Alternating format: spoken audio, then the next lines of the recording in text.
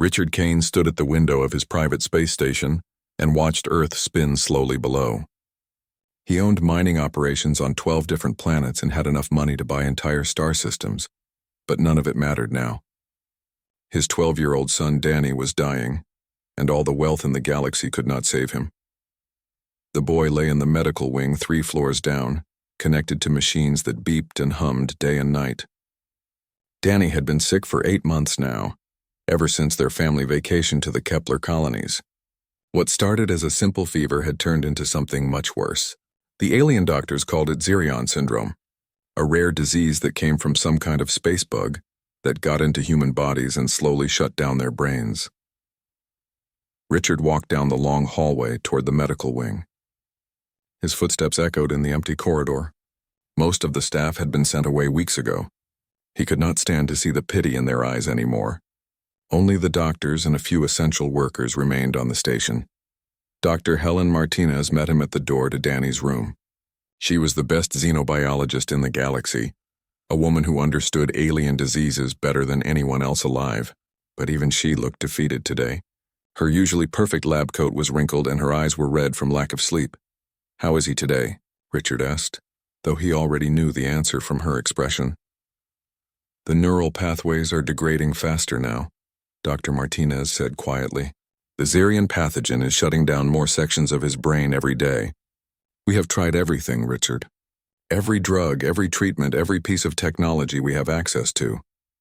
Richard looked through the window at his son. Danny was so small in the big medical bed, surrounded by alien machines that flashed with lights and made soft beeping sounds. Tubes and wires connected him to devices that kept his body working, while the disease ate away at his mind. The boy's face was pale and thin, nothing like the laughing child who used to run through the gardens of their Earth mansion. "What about the Zephyrian doctors?" Richard asked. "They said they would try their healing crystals." Dr. Martinez shook her head. "They left this morning. Their crystalline healing methods work on Zephyrian biology, but human brains are too different. They said they were sorry, but there is nothing more they can do." 3 tall, crystal-like aliens had arrived 2 weeks ago with promises of miraculous healing. The Zephyrians were known throughout the galaxy for their medical abilities. They could heal almost any injury or disease with their strange crystal technology, but after examining Danny for days, they had sadly admitted defeat. Human biology was simply too alien to them. "The Andromedan physicians?" Richard asked desperately. "They tried for a week with their genetic reconstruction tools.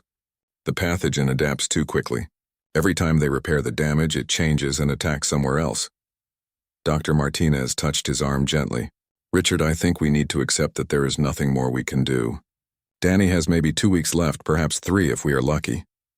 Richard felt like someone had punched him in the stomach.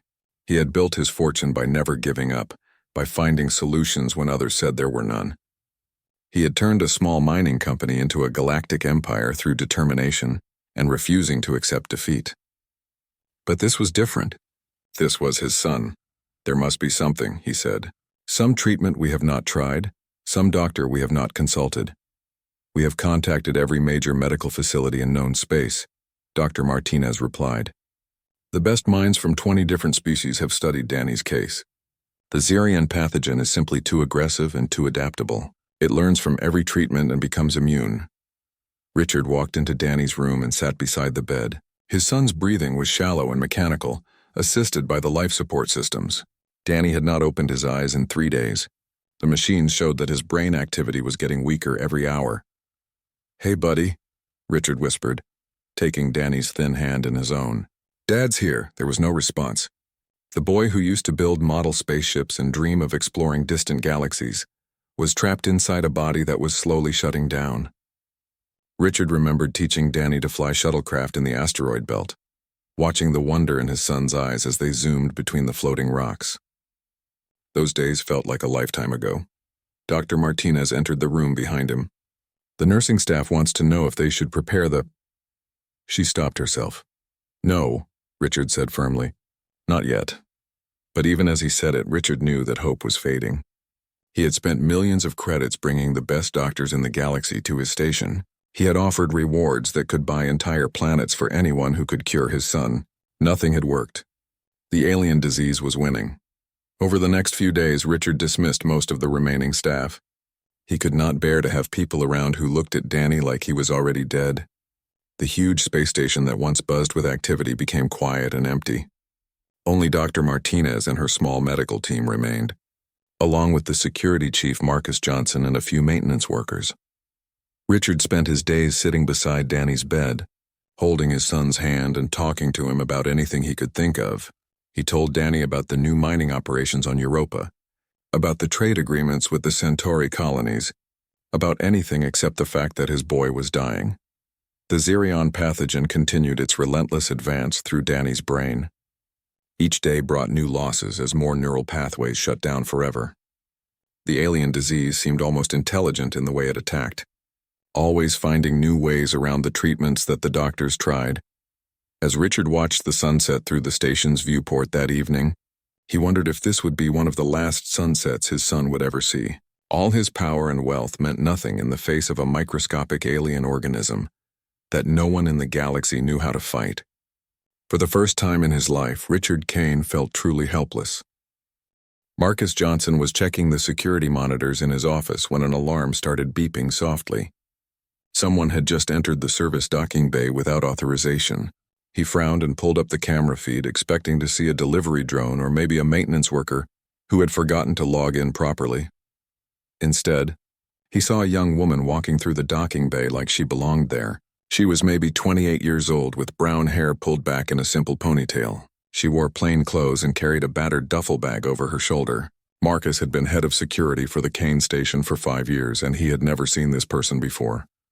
"Computer, identify the individual in docking bay 7, he said. "Personnel file found. Lisa Brooks, Domestic Services, Clearance Level 2, the computer replied in its calm voice. Marcus stared at the screen in confusion. There was no way that file was real. He had personally reviewed every staff member remaining on the station after Mr. Kane dismissed most of the workers. No new people had been hired in months. He grabbed his security tablet and headed for the docking bay. By the time he arrived, the woman was already walking down the main corridor toward the residential sections. She moved with quiet confidence, like she knew exactly where she was going. Marcus caught up to her near the elevator bank. "Excuse me, miss," he called out. "I need to see your identification." The woman turned around and smiled. "Of course. I'm Lisa Brooks, the new maid." She reached into her pocket and pulled out an ID card that looked completely authentic. Marcus scanned the card with his tablet. All the information checked out perfectly, but something felt wrong. "When were you hired?" he asked. "Last week," Lisa replied. "I know it's been a difficult time for Mr. Kane, so I was told to report quietly and just get to work." The story made sense, but Marcus knew it was impossible. No one had access to create personnel files except him and Mr. Kane, and neither of them had hired anyone new. "I'm going to need to verify this with Mr. Kane directly," he said. "That's fine," Lisa said. "I'll just get started with my duties while you check." Marcus watched her walk toward the service elevator. Everything about her seemed normal, but his security instincts were telling him something was very wrong. He contacted Mr. Kane immediately. Richard Kane was sitting in Danny's room when Marcus called. The boy's condition had gotten worse overnight, and Dr. Martinez was running more tests to see how much brain function had been lost. Richard barely looked up from his son's bedside when Marcus explained about the new maid. "I don't remember hiring anyone," Richard said tiredly. "But honestly, Marcus, I can barely remember what I had for breakfast. If someone processed the paperwork, just let her work. What's one more person in this place?" Marcus was not satisfied, but Mr. Kane's instructions were clear. He decided to keep a close eye on this Lisa Brooks person. There was something about her that did not add up. Lisa had already found the housekeeping supply closet and was loading a cart with cleaning materials. She worked efficiently, like someone who had been doing this job for years. Marcus watched her through the security cameras as she moved through the station's common areas, dusting and organizing with quiet skill. What puzzled him most was that she seemed to know her way around the station perfectly. She never hesitated at intersections or had to check door numbers. She knew where every supply closet was located and which areas needed the most attention. It was like she had been working there for months instead of hours. That evening, Marcus was doing his security rounds when he noticed Lisa in the observatory deck. She was not cleaning. Instead, she was sitting on one of the benches, looking out at the stars and writing in a small notebook. The book looked old and worn with a faded leather cover. "Working late?" Marcus asked as he approached. Lisa looked up and smiled. "Just taking a break. It's beautiful out here." She gestured toward the massive windows that showed the infinite starfield beyond the station. "What are you writing?" Marcus asked, trying to sound casual. "Family recipes," Lisa replied, closing the notebook gently. "My grandmother left me this book when she passed away. I like to read through it sometimes when I need to think." Marcus nodded, but he was still suspicious. "Where did you work before coming here?" "The vertical farms in Detroit," Lisa said. "Growing food for the colony ships. It's good work, but when I heard about the opening here, I thought it might be time for a change." The story sounded reasonable, but Marcus knew there had been no job openings posted anywhere. The Kane family had been very private about their son's illness, and no employment advertisements had been sent out. He made a mental note to check the Detroit farming records in the morning. Over the next few days, Lisa settled into a routine. She worked during the day cleaning and organizing, and she was very good at her job. The station had not looked this clean and well-maintained in months. But Marcus noticed that she often worked late into the night, long after her official duties were finished. On the third night, he saw her on the security cameras in an area where she had no business being. Lisa was standing outside the medical wing, looking through the observation windows at Danny's room. She was taking notes in her grandmother's notebook again, writing carefully as she watched the boy connected to all the alien medical equipment. Marcus immediately went to investigate.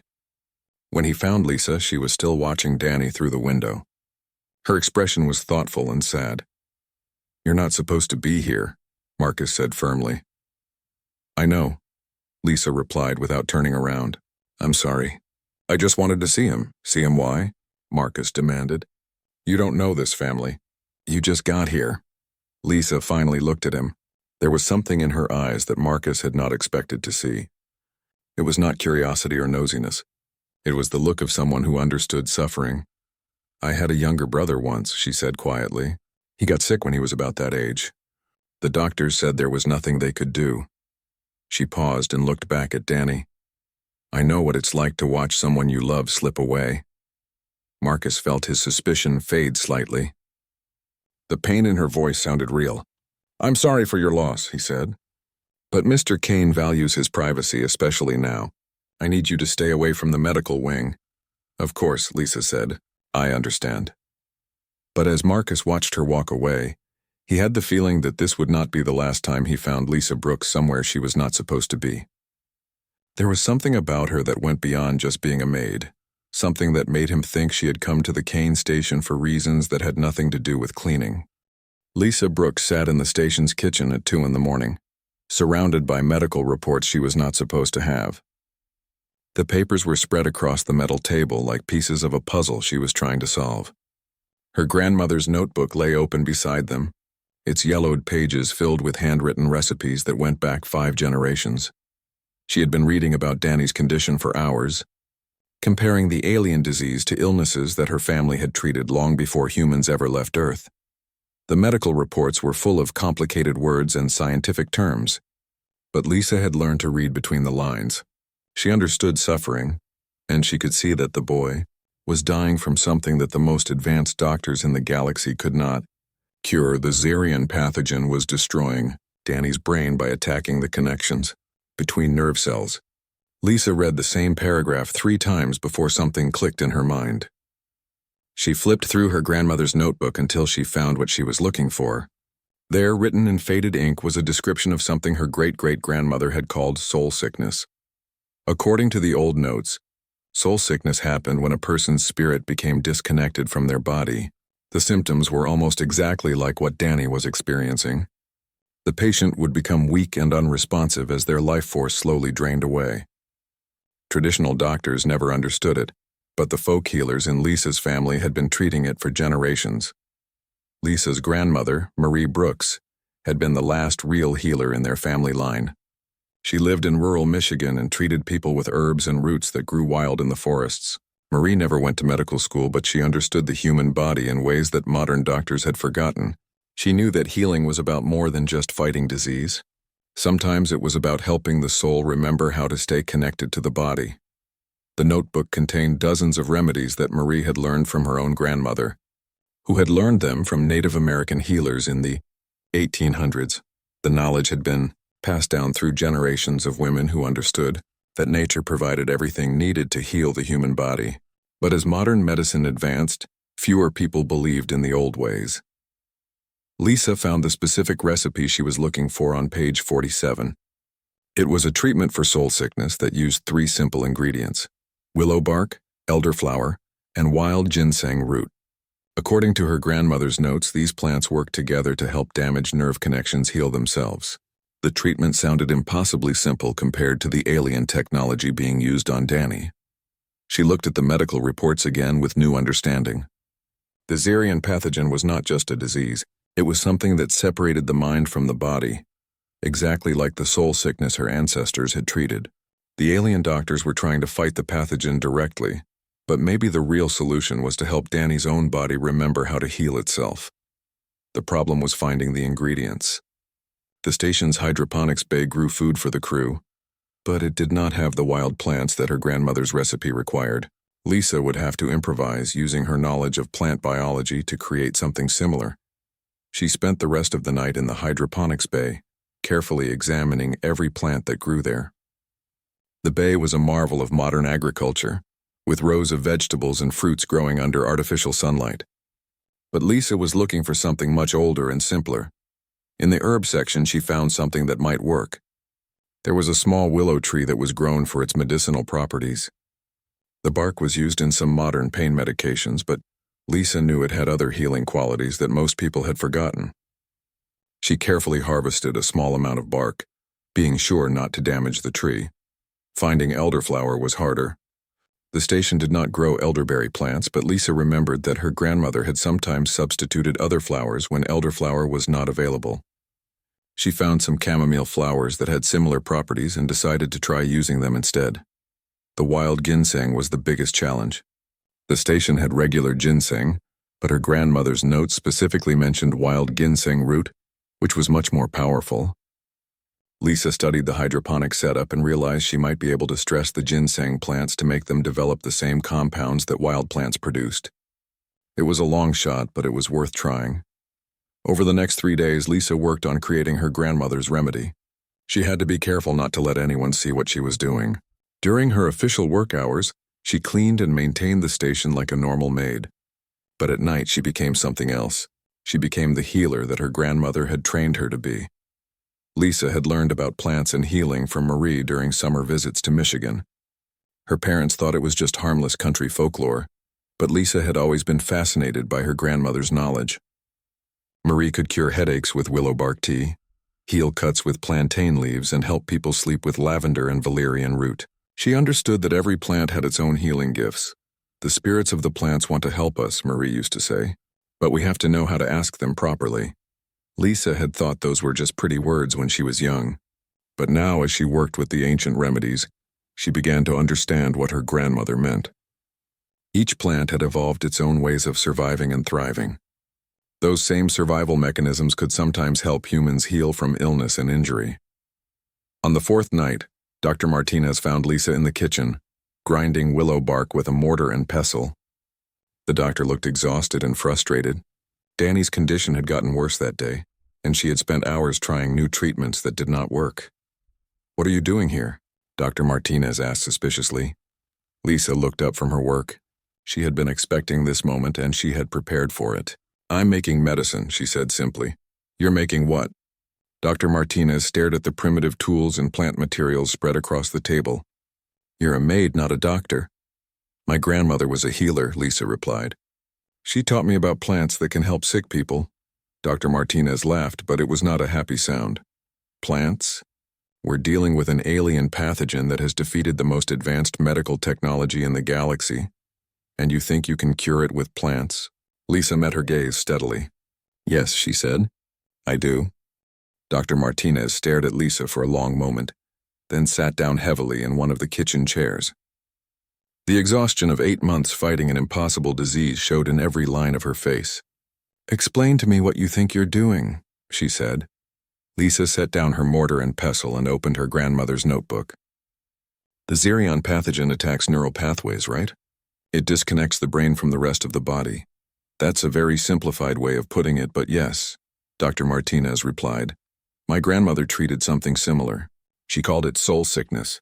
People would get weak and unresponsive because their spirit was disconnected from their body.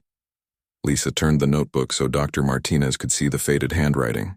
The symptoms are almost exactly the same as what Danny is experiencing. Dr. Martinez leaned forward and read the old notes. Despite herself, she was curious. These are folk remedies. They have no scientific basis, don't they? Lisa asked. Willow bark contains salicin, which becomes salicylic acid in the body. That's the same compound used in aspirin, but it also has anti-inflammatory properties that help nerve tissue heal.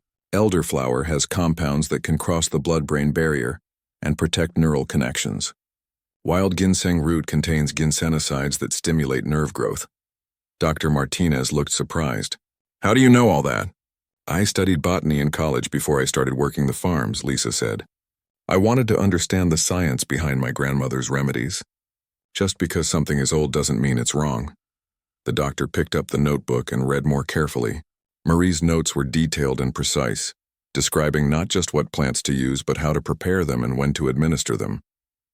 The handwriting was clear and confident, the work of someone who had used these recipes many times. Even if these compounds have some biological activity, Dr. Martinez said slowly, the Xerion pathogen is unlike anything from Earth. How could Earth plants possibly be effective against an alien organism? Lisa had been thinking about that question for days. Maybe that's exactly why they might work. The pathogen has evolved to resist alien treatments and advanced technology, but it has never encountered Earth plants before. The compounds I'm using don't exist anywhere else in the galaxy. Dr. Martinez was quiet for a minute, turning pages in the notebook. This is completely unscientific, she finally said. Is it? Lisa asked. You've tried every scientific approach available. You've used the most advanced alien technology and the best minds from 20 different species. Nothing has worked. Maybe it's time to try something unscientific. The next morning, Dr. Martinez ran computer simulations on the compounds Lisa had described. She input the molecular structures of salicin, elderflower extracts, and ginsenosides, then modeled how they might interact with the Xerion pathogen. The results were surprising. The computer showed that Lisa's plant compounds could theoretically interfere with the pathogen's ability to bond with human neural tissue. The alien organism used specific protein structures to attach itself to nerve cells, and the Earth compounds might be able to block those connections. It was a long shot, but it was the first treatment approach that showed any promise in months. Dr. Martinez found Lisa in the hydroponics bay, tending to the plants she had been modifying. I ran your compounds through the medical computer, she said. Lisa looked up hopefully. What did it say? It said your treatment might actually work. Dr. Martinez sounded like she could hardly believe her own words. The plant compounds could interfere with the pathogen's neural bonding mechanisms. Lisa smiled for the first time since arriving at the station. My grandmother always said that nature provides everything we need. We just have to know where to look. There's one problem, Dr. Martinez continued. Mr. Kane will never agree to let us treat his son with folk remedies. He spent millions bringing the best doctors in the galaxy here. He's not going to trust his son's life to a maid with a notebook full of old recipes. Lisa nodded. She had expected this obstacle. Then we need to show him that sometimes the oldest knowledge is the most powerful. That afternoon, Dr. Martinez presented her findings to Richard Kane. She explained the computer simulations and the theoretical basis for Lisa's treatment approach. Richard listened in silence, his face showing no emotion. You want me to let a maid treat my dying son with plant tea? He said when she finished. The compounds have a scientific basis, Dr. Martinez insisted, and we've tried everything else. The answer is no, Richard said firmly. I won't have my son turned into an experiment for some folk healer's superstitions. Lisa had been waiting outside the medical office during the meeting. When Dr. Martinez emerged looking defeated, Lisa asked to speak with Richard herself. Dr. Martinez tried to discourage her, but Lisa was determined. Richard Kane was standing at the window in Danny's room when Lisa entered. His son's breathing was more labored than before, and the machine showed that his brain activity was continuing to decline. The boy who had once filled the station with laughter and energy was fading away a little more each day. Mr. Kane, Lisa said quietly, I know you don't trust me, I'm just a maid who showed up here out of nowhere. But I'm also the great-great-granddaughter of a woman who saved dozens of lives with nothing but plants and intuition." Richard did not turn around. "My son is dying of an alien disease. Your grandmother's recipes can't help him." "How do you know?" Lisa asked. "Your advanced alien doctors couldn't help him either. Maybe it's time to try something different." "I won't risk Danny's life on folk medicine," Richard said. Lisa moved to stand beside him at the window. Danny looked so small and fragile in the big medical bed. "Mr. Kane, your son is already dying. The doctors have given up. What do you have to lose by letting me try?" Richard finally looked at her. "Everything. He's all I have left." "Then let me help you save him," Lisa said. "My grandmother used to say that healing comes from the heart as much as the head. All your money and technology couldn't save Danny because they're fighting the disease instead of helping his body remember how to heal itself." Richard was quiet for a long time, watching his son's shallow breathing. "If I let you try this and it doesn't work, then at least you'll know you tried everything," Lisa finished. "But if it does work, you'll have your son back." That evening, as Danny's vital signs dropped to their lowest levels yet, Richard Kane made the most difficult decision of his life. The alarm that woke Richard Kane at 3 a.m. was not supposed to sound unless Danny was dying. He ran through the empty corridors of the station in his pajamas, his heart pounding with fear. When he reached the medical wing, Dr. Martinez was already there, studying the readouts from Danny's monitoring equipment. "His neural activity is dropping fast," she said without looking up. "We're losing him." Richard looked at his son through the observation window.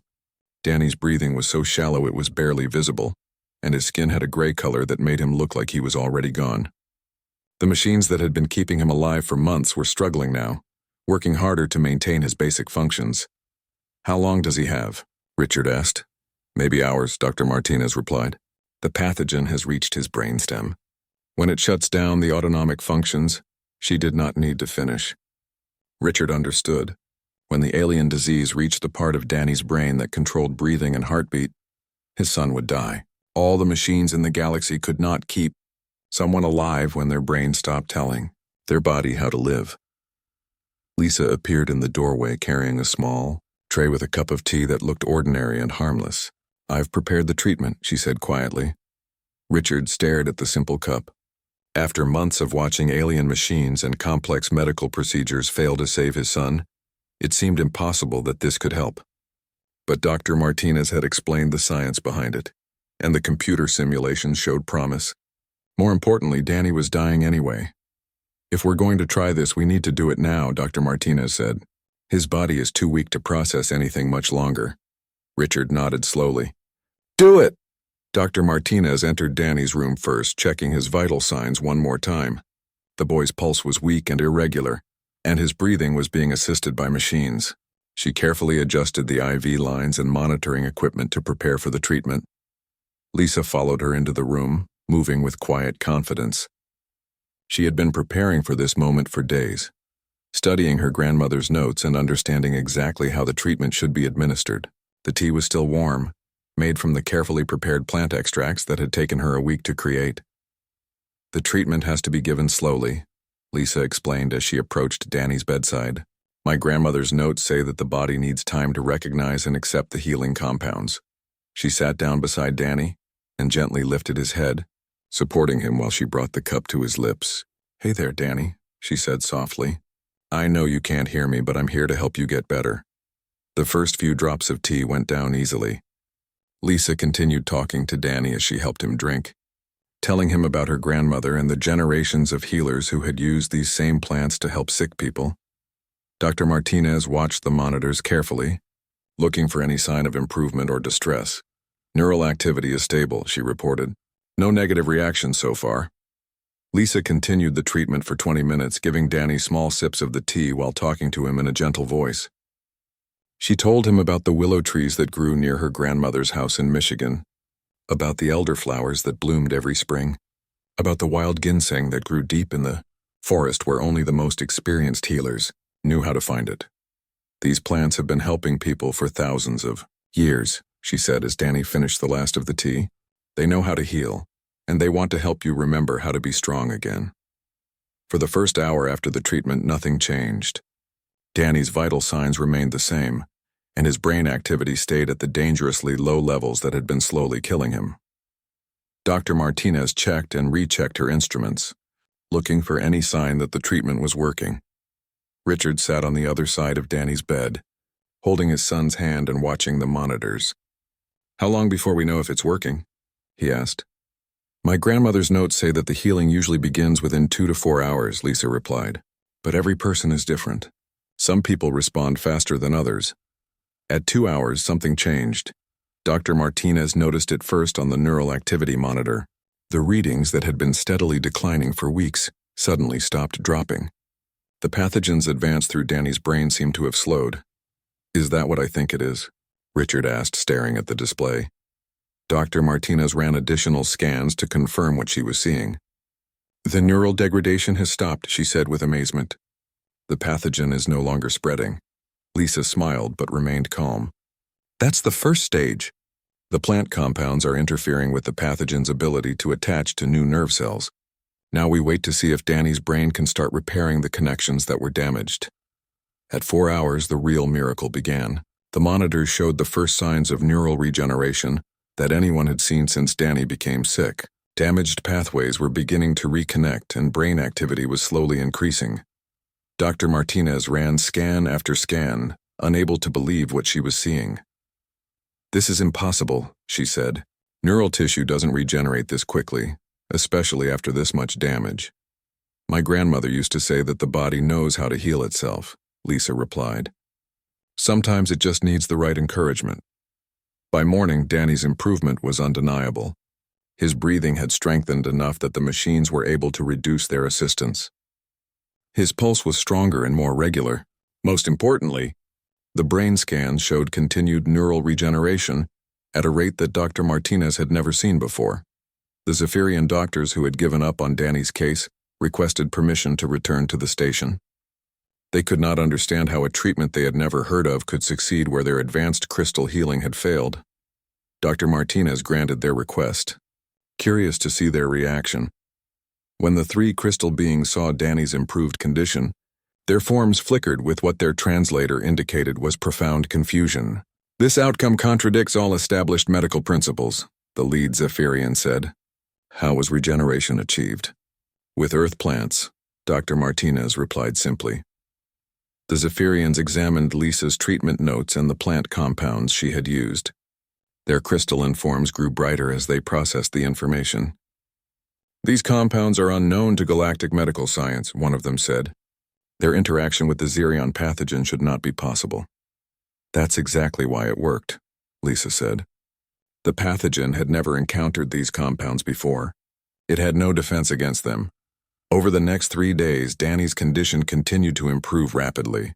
His brain activity returned to normal levels, and he began showing signs of consciousness. On the 4th day after the treatment, he opened his eyes for the first time in weeks. "Dad?" Danny whispered, his voice weak but clear. Richard Kane cried for the first time since his son had become sick. He held Danny's hand and watched his boy's eyes focus and recognize him. The child who had been dying from an incurable alien disease was coming back to life, saved by a maid with a notebook full of old recipes. Lisa stood quietly in the corner of the room, watching the reunion between father and son. Her grandmother's wisdom had traveled across the galaxy to save a life that the most advanced medical science could not cure. Sometimes the oldest knowledge really was the most powerful. News of Danny's miraculous recovery spread through the galactic medical community like wildfire. Within days of his awakening, the Kane Station was receiving communication requests from alien medical facilities throughout known space.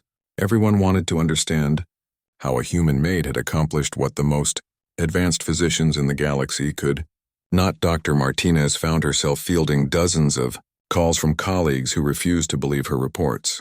"You're telling me that folk medicine cured Xerion syndrome?" Dr. Yarathos from the Centauri Medical Institute asked during a video conference. "Helen, that's impossible. We've been studying this pathogen for decades." "I thought so too," Dr. Martinez replied. "But I've run every test I can think of. Danny's neural pathways have not only regenerated, they're stronger than they were before he got sick. The treatment Lisa used has completely eliminated the pathogen from his system." Word of the cure reached the Andromedan Physicians Guild, who immediately dispatched a research team to study Lisa's methods.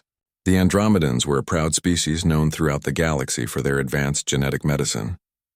The idea that primitive Earth plants could succeed where their sophisticated treatments had failed was deeply troubling to them. The Andromedan team arrived 3 days later, led by Chief Physician Krell Voss, whose blue-scaled form towered over the human medical staff. "We must examine this alleged cure," he announced in his translated voice. "There has clearly been some error in your observations." Lisa met with the Andromedan team in the station's conference room. She brought her grandmother's notebook and samples of the plants she had used to treat Danny. The aliens examined everything with instruments that could analyze molecular structures down to the atomic level. "These are simple organic compounds," Dr. Voss said dismissively. "They lack the complexity necessary to combat advanced pathogenic organisms." "That's exactly why they work," Lisa replied patiently. "The Xerian pathogen evolved to resist complex treatments. It learned to adapt to every sophisticated approach you tried, but it never encountered these Earth compounds before." Dr. Voss's scales shifted color, indicating skepticism. "Evolution does not work that way. A pathogen cannot simply choose to be resistant to treatments." Lisa opened her grandmother's notebook to a page that described how different illnesses required different approaches. "My great-great-grandmother wrote that sometimes the smartest diseases are the easiest to fool. When something gets too clever, it stops paying attention to simple threats." The Andromedans spent a week studying every aspect of Lisa's treatment. They analyzed the chemical composition of her plant extracts, ran computer models of how the compounds interacted with human biology, and tested the effects on samples of the Xerion pathogen. Every test confirmed what they did not want to believe. Lisa's primitive remedy was genuinely effective. More alien medical teams arrived over the following weeks. The Rigelian Healing Council sent their best bioengineers. The Tau Ceti Medical Collective dispatched a full research vessel. Even the mysterious vegan healers, who rarely interacted with other species, sent representatives to study the impossible cure. Lisa found herself at the center of attention she had never wanted. Alien physicians who had spent centuries studying advanced medicine wanted to learn from a human who had never been to medical school. She answered their questions with patience and humility, always giving credit to her grandmother and the generations of healers who had preserved the old knowledge. "How did your ancestors discover these treatments?" asked Dr. Zeph Koren, a Rigelian whose crystal-based physiology allowed her to see electromagnetic patterns in living tissue. "They watched and learned," Lisa replied. "When someone got sick, they tried different plants until they found something that helped. Then they remembered what worked and taught it to their children. But that process would take generations to develop effective treatments," Dr. Koren protested. "It did take generations," Lisa said. "My family has been learning about healing for over 200 years. Every grandmother taught her daughter something new about plants and medicine. The aliens struggled to understand this concept. Their species developed treatments through scientific research and technological advancement. The idea of accumulating medical knowledge through generations of trial and error seemed impossibly primitive to them." Danny's recovery continued to amaze everyone who examined him. Not only had the Xerian pathogen been completely eliminated from his system, but his brain showed improvements beyond what it had been before he got sick. The neural pathways that had been damaged and regenerated were actually stronger and more efficient than normal. "It's like the treatment taught his brain how to work better," Dr. Martinez explained to a gathering of alien physicians. "The plant compounds didn't just fight the disease. They helped his neural tissue develop new connections that are more resistant to damage." Dr. Voss examined the latest brain scans with obvious frustration. "This should not be possible. Neural enhancement of this degree requires sophisticated genetic modification." "Maybe you're thinking about it wrong," Lisa suggested. "You're trying to force the brain to change." My grandmother's treatment just reminded Danny's brain how to heal itself. The breakthrough moment came when Dr. Martinez realized that Lisa's approach represented a completely different philosophy of medicine. Instead of attacking diseases directly, the folk remedies worked by strengthening the body's natural healing abilities. The plants did not fight the Xerion pathogen so much as they helped Danny's immune system remember how to fight it. "We've been approaching this backwards," Dr. Martinez announced during a medical conference that included representatives from 12 different species. "We've been trying to cure diseases instead of helping patients cure themselves. This revelation sent shockwaves through the galactic medical community. For centuries, alien civilizations had developed increasingly sophisticated ways to fight illness and injury. They had created machines that could repair tissue at the cellular level, drugs that could target specific molecular structures, and surgical techniques that could rebuild entire organs. But they had forgotten something that Lisa's ancestors had always known. The body's own healing wisdom was often more powerful than any external intervention. By supporting and enhancing natural healing processes instead of replacing them, folk medicine could achieve results that advanced technology could not. Within a month, medical schools throughout the galaxy were requesting copies of Lisa's grandmother's notebook. Universities that had taught exclusively technological approaches to healing began developing new curricula that combined advanced science with traditional healing wisdom. The most surprising validation came from the vegan healers, whose species was older and more advanced than any other in the galaxy.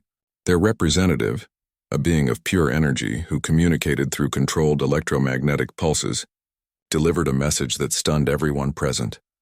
"The humans have preserved what we lost long ago," the vegan said through the translation matrix. "In our pursuit of technological perfection, we forgot the simple truths that make healing possible. This human child has taught us to remember." Richard Kane watched these developments with amazement and gratitude. His son was not just recovering, but thriving, learning to walk again and regaining the curiosity and energy that had defined him before his illness. The boy who had been given up for dead was now the center of a medical revolution that was changing how the entire galaxy thought about healing. But Richard's greatest amazement was reserved for Lisa herself. The quiet maid who had appeared at his station during his darkest hour had turned out to be carrying knowledge that was more valuable than all his mining operations combined. The first alien patient arrived at the Kane station 6 weeks after Danny's recovery. She was a young Centauri female named Vex Nala, suffering from a degenerative neural condition that her species' advanced medical technology could not cure. Her family had traveled halfway across the galaxy after hearing about the human healer who had accomplished the impossible. Lisa examined Vex's medical records with the same careful attention she had given to Danny's case. The Centauri condition was different from Xerion syndrome, but it showed similar patterns of neural disconnection and system failure. More importantly, Lisa's grandmother's notebook contained descriptions of nerve conditions that seemed remarkably similar. "My grandmother called this one scattered mind," Lisa explained to Dr. Martinez as they reviewed the case. "It happens when the spirit gets confused and forgets how to hold the body together." Dr. Martinez had learned to take Lisa's folk medicine descriptions seriously, even when they sounded unscientific. "What treatment did your grandmother use for scattered mind?" Lisa turned to a page near the back of the notebook, where her grandmother had written about the most difficult cases. "She used a combination of ginkgo leaf, passion flower, and something she called memory root. I think memory root might be another name for gotu kola. The treatment for Vex took 2 weeks to prepare. Lisa had to modify the plant compounds to account for Centauri biology, working with Dr. Martinez to ensure that the remedies would be safe for an alien physiology. The process required combining her grandmother's intuitive knowledge with modern medical science. Vex's recovery was even more dramatic than Danny's had been. Within days of beginning the treatment, her neural patterns stabilized and began regenerating. Within 2 weeks, she was completely cured of a condition that Centauri doctors had declared hopeless. Word of the second miracle cure spread even faster than the first. Soon the Kane station was receiving requests from desperate families throughout the galaxy. Parents with dying children, spouses with partners suffering from incurable diseases, entire medical facilities begging for help with cases they could not solve. Richard Kane found himself making a decision that would have seemed impossible just months earlier. He converted 3 entire levels of his space station into medical facilities, creating the galaxy's first center for traditional human healing arts. He hired construction crews to build proper treatment rooms, research laboratories, and living quarters for patients and their families. "Are you sure about this?" Dr. Martinez asked as they watched workers installing specialized hydroponics bays designed to grow medicinal plants from Earth. "You're essentially changing your entire business." "My mining operations run themselves," Richard replied. "This is more important. Lisa has shown us something that could change medicine for every species in the galaxy. Lisa was overwhelmed by the responsibility that had been placed on her shoulders. Alien physicians who had studied for centuries were asking her to teach them techniques that her grandmother had learned from oral tradition. Medical schools were requesting formal curricula based on folk remedies that had never been written down in scientific terms. "I'm just one person," she told Richard during one of their planning meetings. "My grandmother's notebook only contains a fraction of the traditional knowledge that humans have preserved. There are folk healers all over Earth and the colonies who know different plants and different techniques." Richard's response was to fund the largest medical research expedition in human history. He sent teams to every inhabited human world, seeking out traditional healers, folk medicine practitioners, and anyone who preserved the old knowledge of plant healing. The goal was to document and preserve every piece of traditional medical wisdom that humanity had accumulated over its long history. The researchers found treasures of knowledge that had been nearly forgotten. On Mars Colony, they discovered a group of settlers who had preserved Native American healing traditions, including the use of sacred plants that could induce powerful healing trances. On Europa Station, miners had developed folk remedies for the unique health challenges of low-gravity environments. Most surprising was what they found on Earth itself. In rural areas that had been largely untouched by galactic civilization, they discovered communities where traditional healing was still practiced. These healers had continued developing their craft even as humanity reached for the stars, creating new treatments for modern diseases using ancient principles. An elderly woman named Ruth Yellowbear from the Pine Ridge area taught Lisa's researchers about the use of sweetgrass and sage for treating what she called soul wounds, psychological trauma that Western medicine struggled to address. A healer from the Amazon named Carlos Mendoza showed them how specific combinations of rainforest plants could treat genetic disorders that advanced gene therapy could not cure. In the mountains of Tibet, they found monks who had preserved healing techniques that were thousands of years old. These methods combined meditation, herbal medicine, and energy work to treat diseases at levels that most medical science did not even recognize existed. Lisa found herself at the center of a growing network of human healers who were sharing knowledge that had been passed down through countless generations. Her grandmother's notebook became the seed for a vast database of traditional healing wisdom that drew from every human culture and tradition. The alien medical community watched these developments with fascination and growing respect. Species that had considered humans to be primitive newcomers to galactic civilization began to understand that humanity possessed something unique and valuable. We focused so completely on technological advancement that we abandoned our connection to natural healing, admitted Dr. Corin from the Rigelian Medical Council. Humans somehow maintained both scientific progress and traditional wisdom. The first formal graduation ceremony at the Kane Medical Institute took place 6 months after Danny's recovery. 25 alien physicians and 12 human doctors received certificates in traditional human healing arts. They had spent months learning not just the science behind plant medicine, but the philosophy and intuition that made it effective. Lisa gave the commencement address, standing before an audience that included some of the most advanced medical minds in the galaxy. She wore a simple dress and carried her grandmother's notebook, looking exactly like what she was, a young woman who had learned to heal from her grandmother's wisdom. "My grandmother used to say that healing is not about fighting disease," Lisa told the graduates. "It's about helping life remember how to be strong. Every plant, every remedy, every treatment we use is just a way of reminding the body that it knows how to heal itself." The audience included not just the graduating physicians, but representatives from major medical institutions throughout known space. The Andromedan Medical Academy had sent their chief administrator. The vegan healers had dispatched an energy being of such advanced development that it required special containment just to attend the ceremony.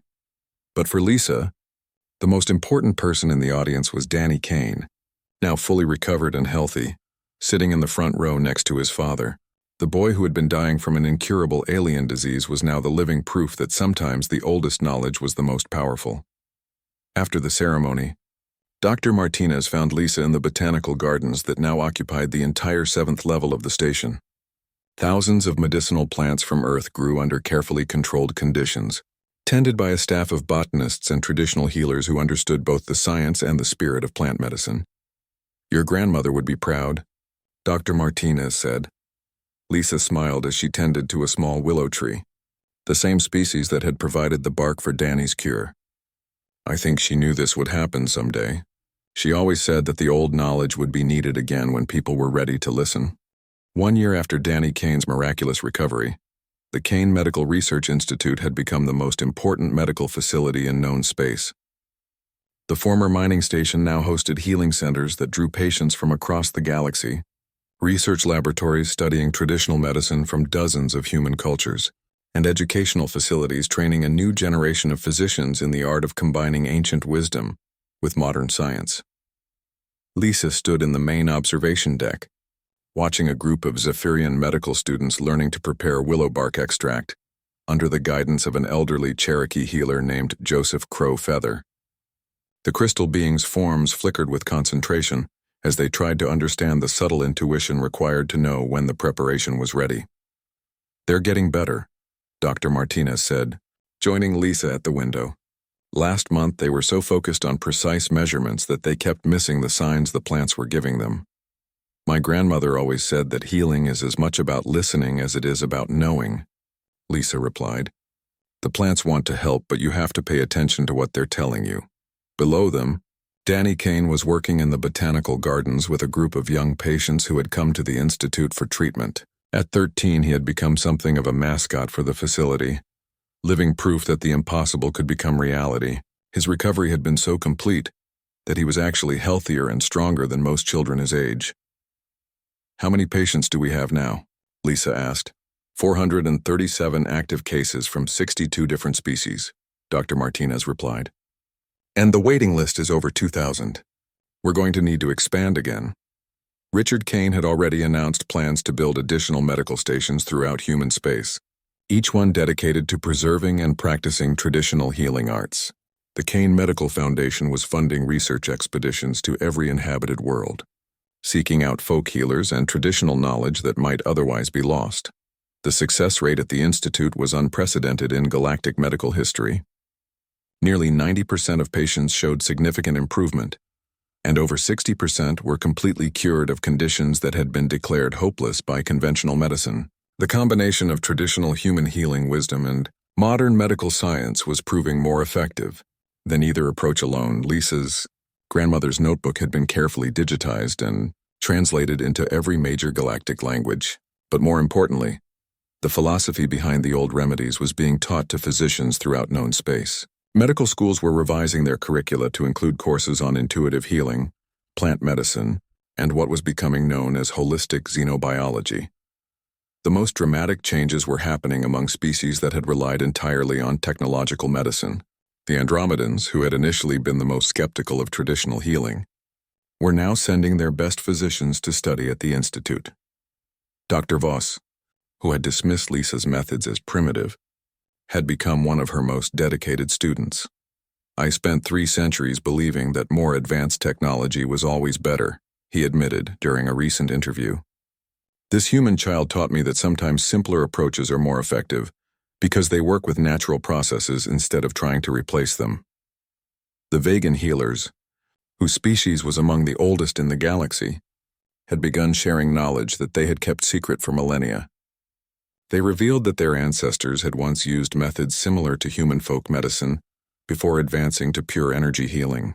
Their ancient techniques, combined with human plant medicine, were creating treatment approaches that neither species could have developed alone. Even more surprising was the discovery that many alien species had once possessed traditional healing knowledge that they had abandoned in favor of technological solutions. Archaeological expeditions to ancient Rigelian sites had uncovered evidence of crystal-based healing practices that predated their current medical technology by thousands of years. "We all followed the same path," explained Dr. Corrin during a conference on comparative medical anthropology.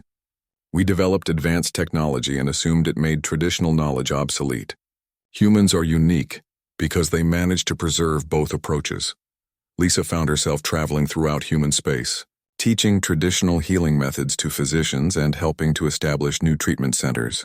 But she always returned to the Kane Institute, which had become her home and the center of a medical revolution that was changing how the galaxy thought about healing. The botanical gardens now occupied 5 levels of the station, containing the largest collection of medicinal plants in known space. Species from Earth grew alongside healing plants from dozens of alien worlds, creating combinations that would have been impossible before interstellar travel. Lisa and her team were discovering new applications for traditional remedies almost daily. We've identified over 3,000 plant compounds that have potential medical applications, reported Dr. Sarah Kim, the Institute's chief botanist. Many of them interact with alien biology in ways that we never could have predicted. The research was revealing that Earth's unique evolutionary history had produced plants with healing properties that were remarkably effective across different species. The random mutations and adaptations that had occurred over millions of years on Earth had created chemical compounds that could address medical problems throughout the galaxy. Danny Kane, now an active participant in the Institute's work, had become fascinated by the connection between plants and healing. He spent his free time in the gardens, learning to identify different species and understand their properties. His experience as a patient had given him insights that helped researchers understand how treatments affected people at a deeper level. "I remember when I was sick, it felt like my body had forgotten how to work," he told a group of medical students during one of his informal talks. Lisa's medicine didn't just fight the disease, it reminded my body how to be healthy again. The Institute had also become a center for preserving human cultural heritage. Traditional healers from around the galaxy came to share their knowledge and learn from others. The exchange of information was creating new healing traditions that combined the best elements from multiple human cultures. Ruth Yellowbear, the elderly healer from Pine Ridge, had become one of the Institute's most respected teachers. Her understanding of the spiritual aspects of healing complemented Lisa's botanical knowledge, creating treatment approaches that addressed both physical and emotional trauma. "Healing happens in the heart as much as the body," she taught her students. "Plants can fix what's broken, but the spirit has to remember how to stay strong." As Lisa looked out at the stars from the observation deck, she thought about her grandmother Marie and the generations of healers who had preserved the knowledge that was now changing the galaxy. Their wisdom had traveled from rural Michigan to the farthest reaches of space, proving that sometimes the most important discoveries were the ones that had been waiting patiently to be remembered. Dr. Martinez joined her at the window, carrying a cup of the willow bark tea that had started everything. "Any regrets about giving up cleaning to become the galaxy's most famous healer?" Lisa smiled and accepted the tea. "My grandmother always said that everyone has to find their own way to help people. I just never imagined that mine would involve teaching aliens about plant medicine." Outside the window, Earth hung in space like a blue jewel, home to the traditional knowledge that was revolutionizing galactic medicine. Humanity had found its place among the stars not through superior technology or military might, but through the accumulated wisdom of countless generations who had learned to work with nature instead of against it.